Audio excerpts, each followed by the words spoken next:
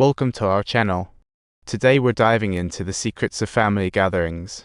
The family of three decided to go on a trip to escape holiday pressures, and Jae-young showed a glimmer of hope in her eyes. That glimmer was quickly snuffed out by reality. She lowered her head, feeling she couldn't do that as a daughter-in-law.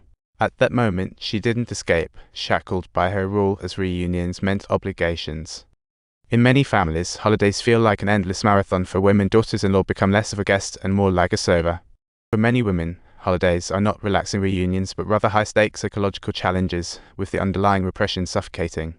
Her body's worn out, the spirit near collapse, yet she thinks sacrificing for family is natural. This wasn't a choice, but rather a mindset drilled into her since childhood, turning her into the perfect child everyone loves. Upon arriving at her in-laws, Jae-young was overwhelmed, and her husband's offer to wash dishes was met with her mother-in-law's disapproval.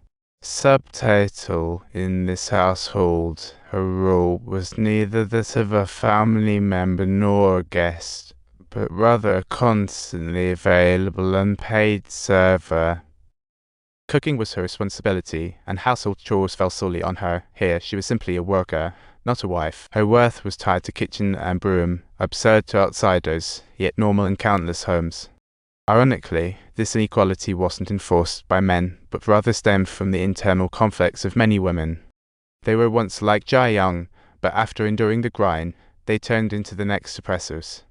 Before the fog of morning lifted, Jae-young started her day's work, not daring to indulge in even a minute's nap, only to receive her mother-in-law's holiday surprise in apron. Just when she thought she could enjoy a peaceful holiday at home, her sister-in-law's family unexpectedly dropped by, instantly turning the living room into a carnival. However, Jae-young could only stand in the corner like an uninvited guest, while her mother-in-law chatted animatedly with her daughter. Jae-young finally reached her breaking point, trembling with both hands as she stood there, thinking, "Just allow me to take a breather."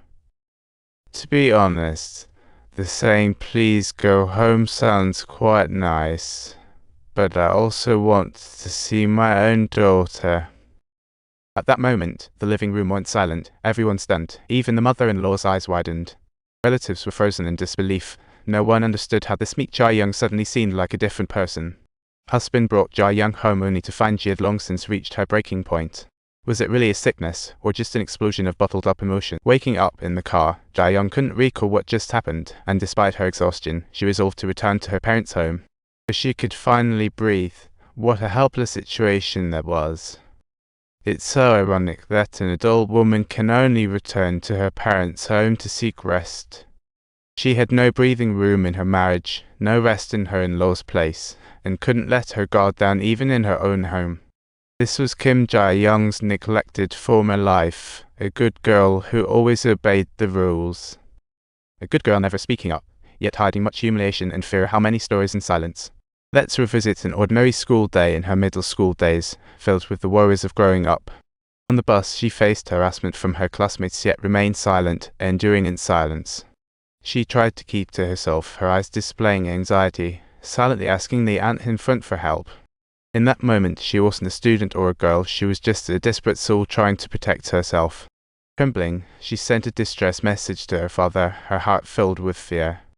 Trying to stay calm, she felt like a kid who's done something wrong, worried about being scolded. After getting off, that classmate still tailed her, flashing a sinister grin. Luckily, that silent aunt from earlier appeared, blocking the potential tragedy. What a savior. Her father rushed over, and after hearing the story, offered no comfort or blame for her harasser, but instead criticized her for being too far from school. "Hurry up, change your clothes. Your skirt is too short." These words struck her like a heavy hammer on her already tender heart. His criticism wasn't to ask if she was scared. Instead, he shifted all blame onto her clothes and demeanor. This reflects the second layer of harm faced by countless girls, with the first coming from the abuser. This second harm often comes from those closest to them. The world rarely takes abuses seriously, yet it hastily educates victims on how to shield themselves.